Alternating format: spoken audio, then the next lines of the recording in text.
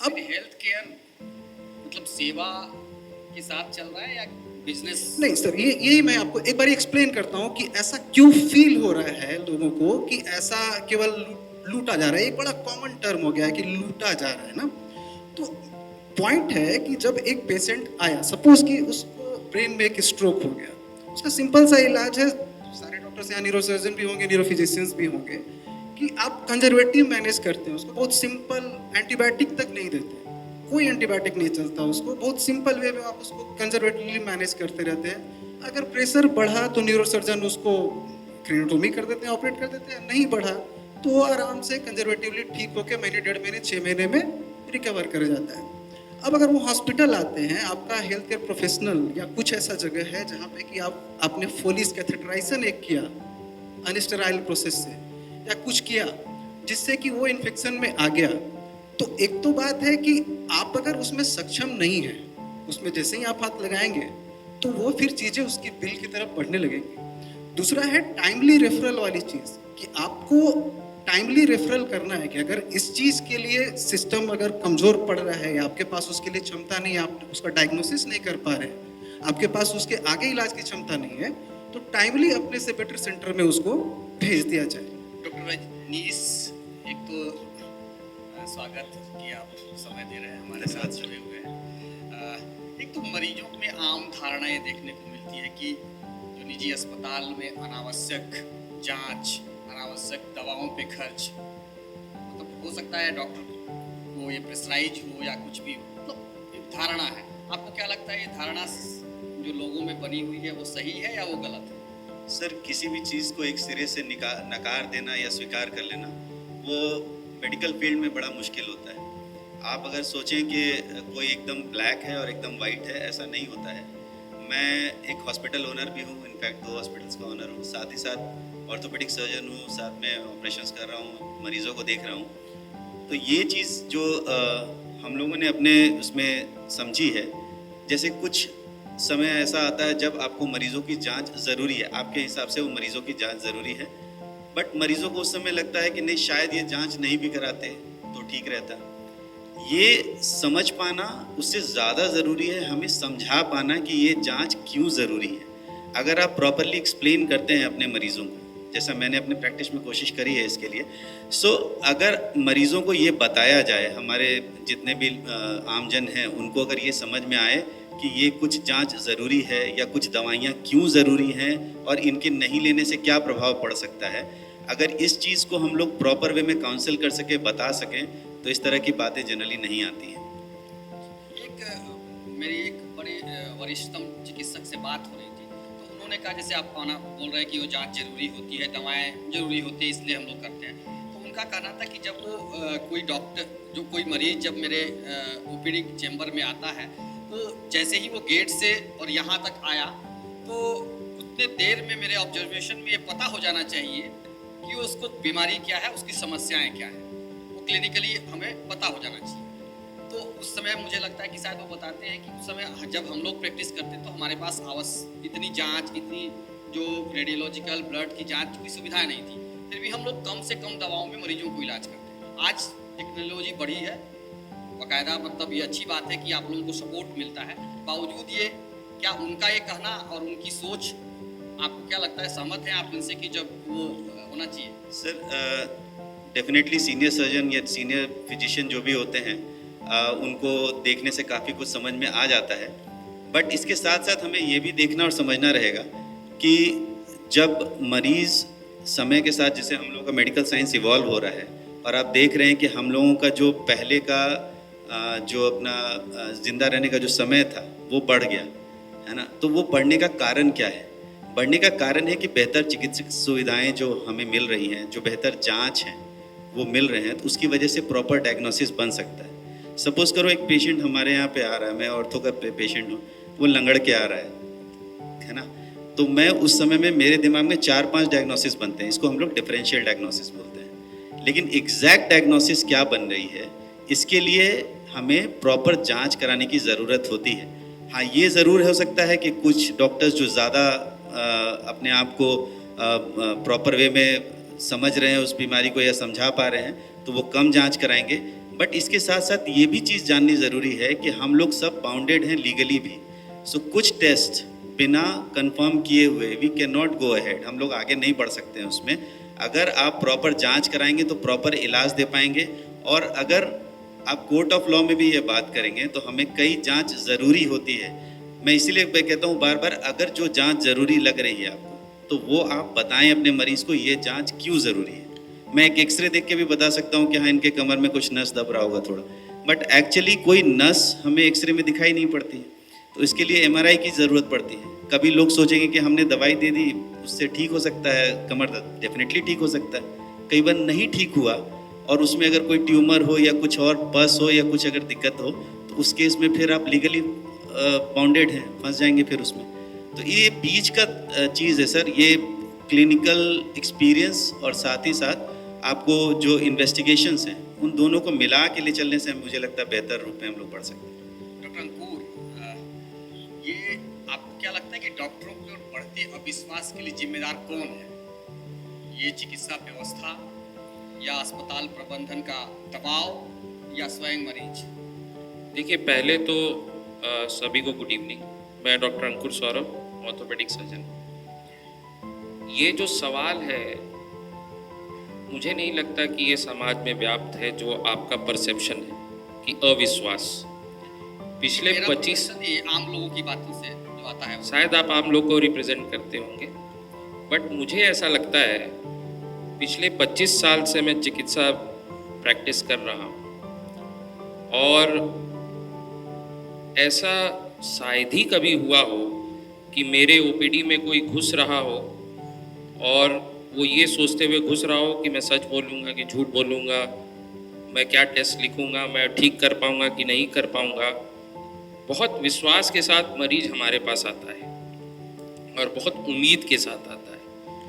तो मेजॉरिटी 90, 95, 99% मरीज जो होते हैं वो आपके पास फुल समर्पण के साथ आते हैं।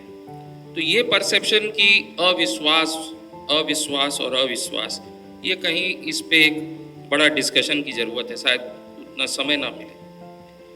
दूसरी चीज़, 25 साल के एक्सपीरियंस में मैंने ये भी नहीं देखा कि अगर आप पर हमारे पास जो मरीज आते हैं पहले फीस दे देते हैं तब हमारे पास पहुंचते हैं। तो मैंने कभी किसी मरीज को ये लड़ते हुए नहीं देखा कि मैं फीस नहीं दूंगा और मैं बिना फीस के डॉक्टर साहब को दिखाऊंगा।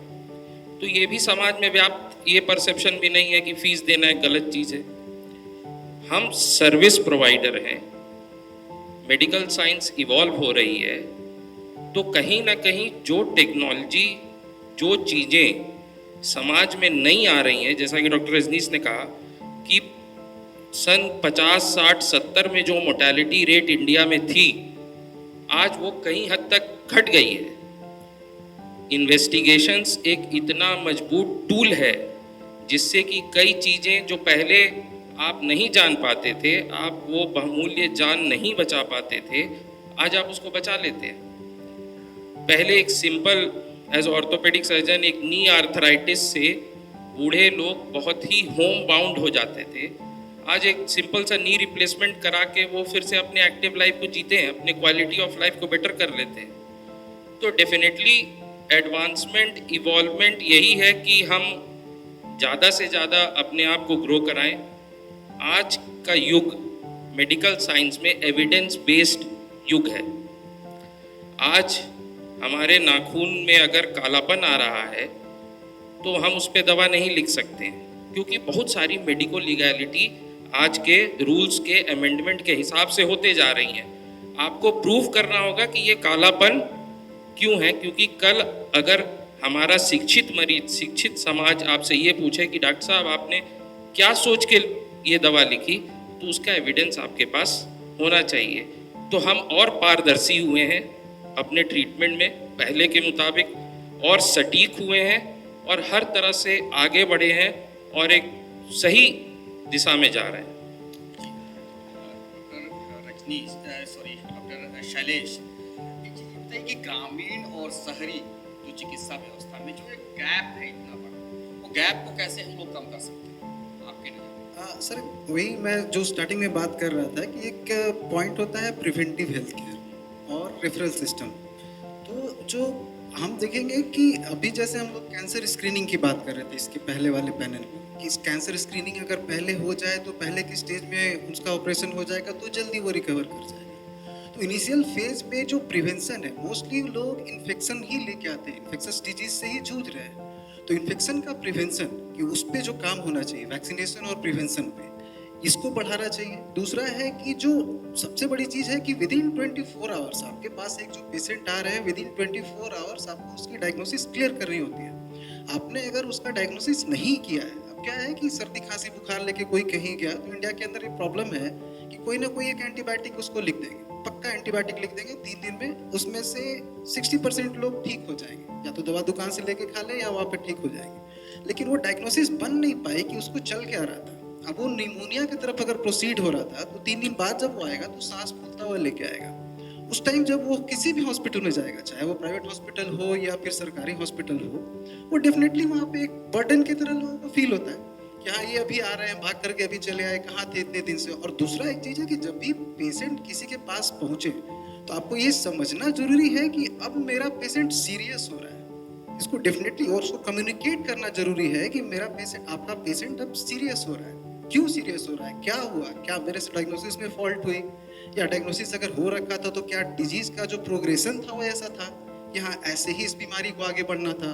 तो आप प्रोएक्टिव हो करके बीमारी को जब एक्सप्लेन कर देते हैं कि हाँ ये दिक्कत आपको हो रही है, ये आपका डायग्नोसिस है, ये प्रोग्रेशन में ये चीज़ सामने आ सकती है, आपको वेंटिलेटर की जरूरत पड़ सकती है, आपका एक टेंटेटिव खर्च ये हो सकता है, तो डेफिनेटली ये कम्युनिकेशन क्लियर वे में होना चाहिए कि आप जब वहाँ से भी एक मरीज को देख रहे हैं और आपसे डायग्नोसिस बन ही नहीं पा रहा, आप कोशिश कर रहे हैं कि आज कर लेंगे, कल कर लेंगे, परसों कर लेंगे, तो डेफिनेटली वो पेशेंट खराब होगा। तो ये आप लोग तो बताते भी तो नहीं है, वो क्लियरिटी जो मैसेज जाना चाहिए, आप बात तो ठीक कर रहे हैं लेकिन वो मैसेज जाता तो नहीं है मरीजों के पास, एक्चुअली देखिए मरीज के परिजन के पास। अब अभी देखिए प्रॉब्लम क्या है कि प्राइवेट हेल्थ केयर की बात जहाँ पे भी आती है तो प्रॉब्लम आती है सबसे बड़ा मनी, एक मनी फैक्टर है ना। आप देखेंगे कि प्राइवेट और सरकारी में लोगों को डिफरेंस ये समझ में आता है कि पैसा का क्या है।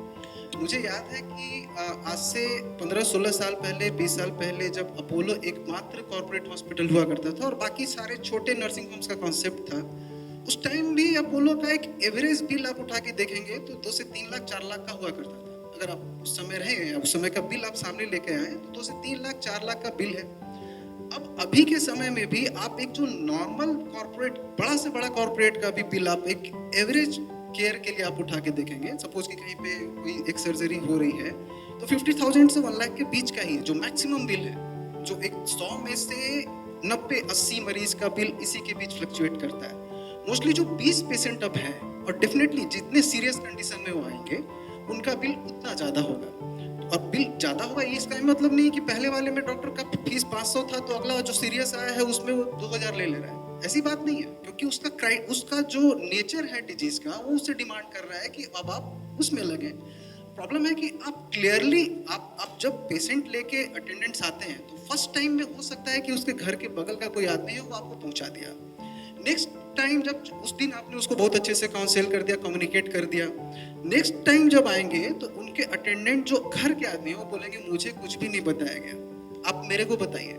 इस तरह से करते करते आपको 2 दिन में 10 आदमी को आपने एक्सप्लेन किया, सबको रिटर्न भी आपने ले लिया, बट अल्टीमेटली आप मैक्सिमम टाइम देखेंगे कि पॉइंट क्या होगा कि बिल इतना हो गया, अब कौन देगा। बात ये भी हो रही है कि आप बिल ले जाइए, समय रहते अगर आप मरीज को कहीं ले जा सकते हैं तो ले जा सकते हैं, लेकिन वो कंटिन्यू करवाना चाहते हैं इलाज, क्योंकि उनको पता है कि यहाँ से अगर उठ के गए तो ऐसा नहीं कि उनका इलाज नहीं चल रहा है, जो बीमारी का नेचर है इलाज उसी हिसाब से चलता है। और अगर ऐसा होता कि डायरेक्ट बिल और मरीज के डेथ का कोई रिलेशन होता तो मुझे एक भी प्राइवेट हॉस्पिटल बता दीजिए कि जिसमें कोई डेथ आज तक नहीं हुआ और सबसे अच्छा हॉस्पिटल हो।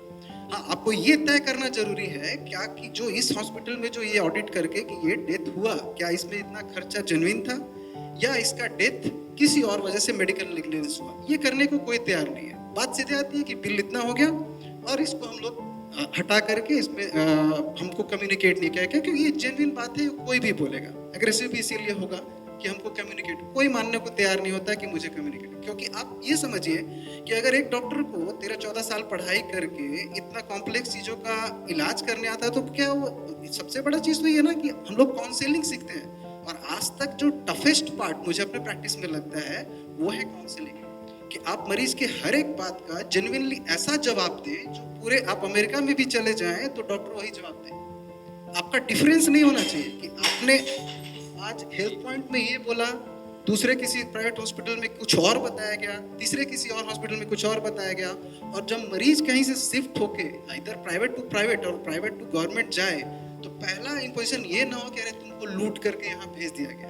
आप पहले उसकी फाइल देख लीजिए, प्रॉपरली उसका जांच हुआ, इलाज हुआ, उसमें जो खर्च आया वो देख लीजिए, क्योंकि आप मरीज के अटेंडेंट को सबसे पहली बात हो कि आप गिल्ट फील नहीं करा सकते। दूसरी बात कि आप अपना डिफेंस क्रिएट नहीं कर सकते कि आप कोई बेटा अपने फादर को लेके आया सीरियस कंडीशन में और हम बेटे को बोले कि यार तुम बहुत लेट से क्यों लाए यार, अभी क्यों कर रहे थे, तो ऐसे ही बेचारा वो गिल्ट में है कि हम अपने फादर को लेट से आए और वो फिर आप गिल्ट करा रहे हैं। उसी तरह से किसी और हॉस्पिटल से हॉस्पिटल ट्रांसफर होता है तो सबसे पहले हम लोग अपना डिफेंस क्रिएट करते हैं कि यार हम तो आगे तो तुम्हारा अच्छा करेंगे, पहले वाला तुमको लूट के भेज दिया। तो इंटर कम्युनिकेशन जो है ना, ये एक दूसरे को हम लोग डिस्ट्रस्ट की तरफ धकेल रहे हैं, ये दूर होना चाहिए। डॉक्टर अजीज, डॉक्टर साहब ने बात जो कही उसको आगे बढ़ाते हैं। एक तो क्वालिटी और ट्रीटमेंट और एक्सपेंसेस में ये इतना बड़ा अंतर क्यों दिखता है आपको? किस सेंस में? मतलब क्वालिटी ऑफ ट्रीटमेंट की बात करते हैं जैसे, तो क्वालिटी ऑफ ट्रीटमेंट्स और फिर एक्सपेंसेस, इसमें अंतर डिफरेंसेस क्यों आ जाता है कि क्वालिटी ऑफ ट्रीटमेंट जैसे माने छोटे अस्पताल हैं, बड़े अस्पताल हैं, एक ही इलाज है, एक ही सर्जरी है, तो उसमें अंतर क्यों आ जाता है? अंतर सर कई जगहों पर है। सबसे पहले आपको देखना होगा कि अंतर शुरुआती होता है इंफ्रास्ट्रक्चर से ही। अगर कोई बड़े अस्पताल है तो उनका इंफ्रास्ट्रक्चर का कॉस्ट इतना हैवी होता है कि उसको मेंटेन करने के लिए, सस्टेन करने के लिए उनको उसका प्राइसिंग उसी के हिसाब से रखना पड़ेगा। फॉर एग्जांपल, एक सिंपल सा एग्जांपल लीजिए, कोई एक आप जॉब में है, बाकी कोई और डॉक्टर जॉब में है सपोज कीजिए, तो वो कोई एक डॉक्टर जो अपने नर्सिंग होम में जो काम कर रहा है और कोई एक डॉक्टर जो कॉर्पोरेट में काम कर रहा है, क्या उन दोनों के सैलरीज एक समान हो सकती हैं? या किसी भी फील्ड में इस चीज़ को आप लेके चल सकते हैं। तो कोई एक बड़ा हॉस्पिटल है, एक बड़ा होटल है या एक छोटा होटल है, क्या दोनों में समानांतर चीज़ें हो सकती हैं? तो ये कॉस्ट का डिफरेंस पहला तो इंफ्रास्ट्रक्चर पे ही डिपेंड कर जाता है। उसके साथ साथ कई सारी आधुनिक व्यवस्थाएं, आधुनिक जो इमेजिंग फैसिलिटीज़ होती है, यानी कहने का मतलब है जो चिकित्सीय उपकरण होते हैं, रोबोटिक सर्जरी हो गई या फिर सपोज करो आप कोई एक बड़ा जांच की मशीन है या कुछ भी है, तो इन सब चीज़ों का कॉस्ट छोटे अस्पताल में उतना ज़्यादा नहीं पड़ता है, लेकिन बड़े अस्पताल अगर वो रख रहे हैं तो उनको उसका कॉस्ट लगेगा, और ये कॉस्ट अल्टीमेटली मरीज़ की बेहतरी के लिए होता है ताकि आप सही डायग्नोसिस बना सकें, न कि इसके लिए कि उनको लूटा जाए।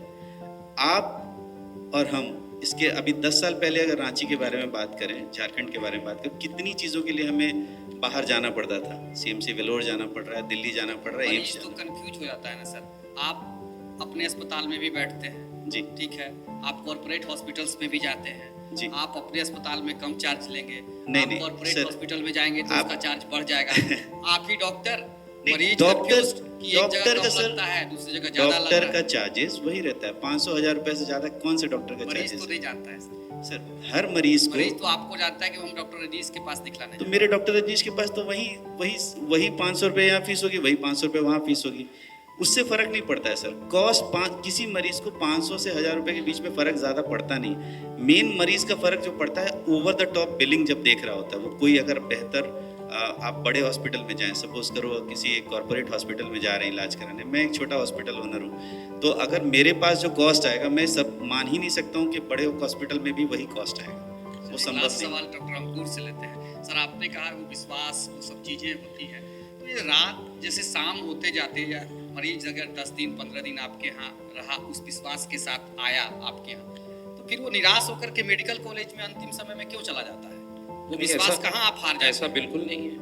नहीं, कितने रिम्स सारे का आंकड़ा मरीज- अगर ले लें हम, एक- रिम्स का आंकड़ा एक मिनट। 70% मरीज अंत समय में रिम्स के मेडिकल कॉलेज में मतलब पहुंचते हैं। देखिए, तो ये क्यों होता है? मैं वो डाटा आपको बता सकता हूँ जिस डाटे का एक्सपीरियंस मुझे है, और अगर इस डाटा को उठाएं कि हमारे प्रदेश में कितने प्रतिशत लोग किस हॉस्पिटल या किस सेक्टर में जाके ठीक हो रहे हैं, तो उसके लिए बहुत अभी डेटा के साथ बात करना होगा।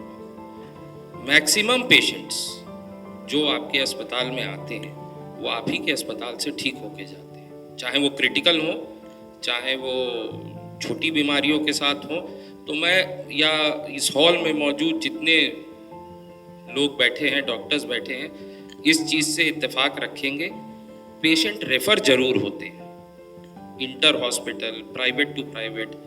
आपको पता है कि किसी सरकारी अस्पताल से कितने पेशेंट प्राइवेट हॉस्पिटल में आते हैं? वो तो खींचे जाते हैं ना। ये आपका भ्रम है।